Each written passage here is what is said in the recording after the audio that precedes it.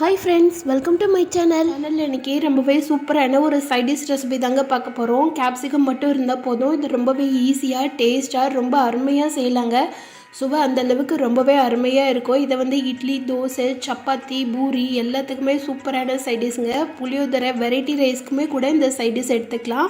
வாங்க இதை எப்படி செய்கிறதுன்னு சொல்லிட்டு பார்க்கலாம். இதுக்கு முதல்ல தேங்காய் எடுத்துக்கலாம். தேங்காய் வந்து ஒரு 2 பத்தை எடுத்திருக்கேன். நான் வந்து இன்றைக்கி 1/4 கிலோ கேப்சிகம் எடுத்திருக்கேன். அதுக்குண்டான மெஷர்மெண்ட் தான் சொல்கிறேன்.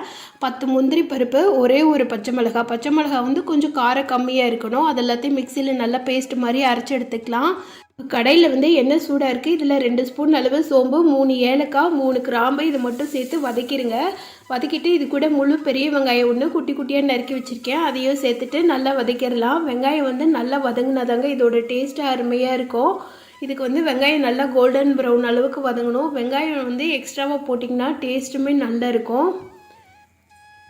பாருங்கள், வெங்காயம் லைட்டாக கோல்டன் ப்ரௌன் ஆகிடுச்சு. இந்த டைமில் ஒரு கொத்து கருவேப்பிலை சேர்த்துக்கலாம். இஞ்சி பூண்டு பேஸ்ட் வந்து 1 ஸ்பூன் சேர்த்துக்கலாம். அதையும் நல்லா வதக்கிடலாம். இஞ்சி பூண்டு பச்சை வாசம் போகிற வரைக்கும் நல்லா கிளறி விட்டுக்கோங்க.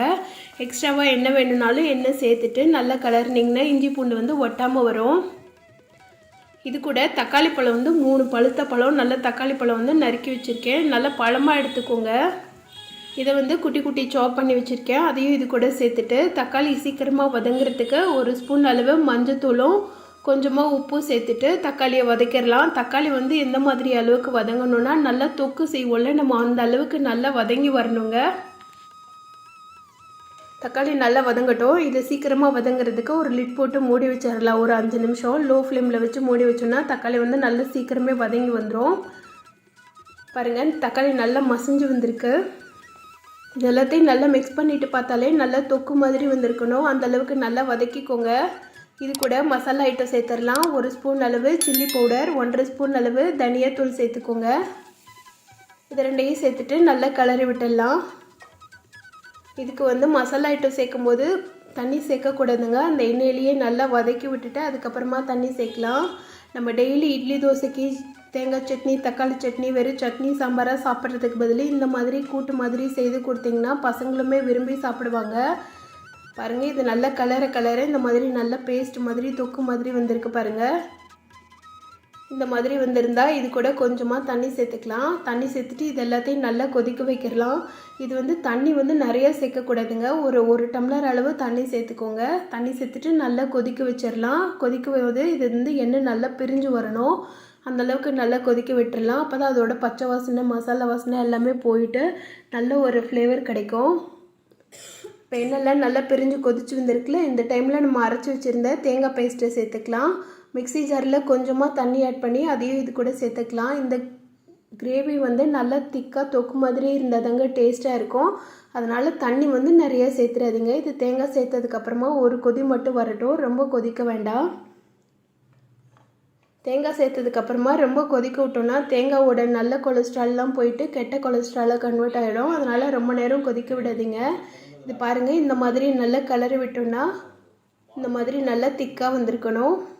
இந்த டைமில் நம்ம நறுக்கி வச்சுருக்கிற கேப்சிகத்தை சேர்த்துக்கலாம். கேப்சிகம் வந்து நான் இந்த மாதிரி நறுக்கியிருக்கேன். உங்களுக்கு எந்த மாதிரி தேவையோ அந்த மாதிரி நீங்கள் நறுக்கிக்கோங்க.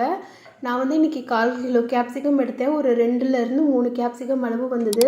இதையும் சேர்த்து இந்த மசாலாவோடு சேர்த்து நல்லா கிளறி விட்டுடலாம். கேப்சிகம் வேகிறதுக்கு ரொம்ப நேரம் ஆகுதுங்க. ஜஸ்ட்டு 1லேருந்து 2 நிமிஷம் மட்டும் நீங்கள் கிளறி விட்டாலே போதும்.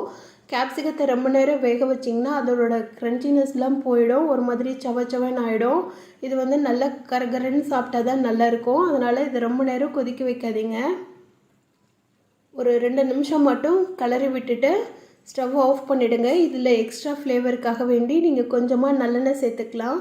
நல்லெண்ணெயோ இல்லை நெய்யோ கூட சேர்த்துக்கலாம். நான் இன்றைக்கி நல்லெண்ணெய் தான் சேர்த்துருக்கேன். அதையும் சேர்த்துட்டு நல்லா மிக்ஸ் பண்ணி விட்டிங்கன்னா செம்ம சூப்பரான ஒரு கேப்சிகம் கிரேவி ரொம்ப டேஸ்ட்டாக ரெடி பண்ணி வச்சுருக்கோங்க. இது வந்து இட்லி, தோசை, சப்பாத்தி எல்லாத்துக்குமே சாப்பிட்லாங்க. ரொம்பவே அருமையாக இருக்கும். மதியம் லஞ்சுக்கு சைடிஷ் வச்சு கொடுத்து விடுறதுக்குனாலும் கொடுத்து விடலாம். இது ரைஸுக்குமே ரொம்பவே நல்லா இருக்குங்க. சப்பாத்தி செஞ்சிங்கன்னா வீட்டில் இந்த மாதிரி கேப்சிகம் தொக்கு வச்சு கொடுங்க. ரொம்பவே விரும்பி சாப்பிடுவாங்க. இந்த டேஸ்டான கேப்சிகம் ரெசிபி நீங்களும் உங்கள் வீட்டில் செய்து பாருங்கள். செய்து பார்த்துட்டு எப்படி இருந்துச்சுன்னு எனக்கு கமெண்ட் பண்ணுங்கள். இந்த வீடியோ பிடிச்சிருந்ததுன்னா இந்த வீடியோவுக்கு உங்கள் லைக் போட்டு சேனலை மறக்காமல் சப்ஸ்கிரைப் பண்ணிடுங்க. தொடர்ந்து நம்ம சேனலுக்கு சப்போர்ட் பண்ணுங்கள். Thank you friends.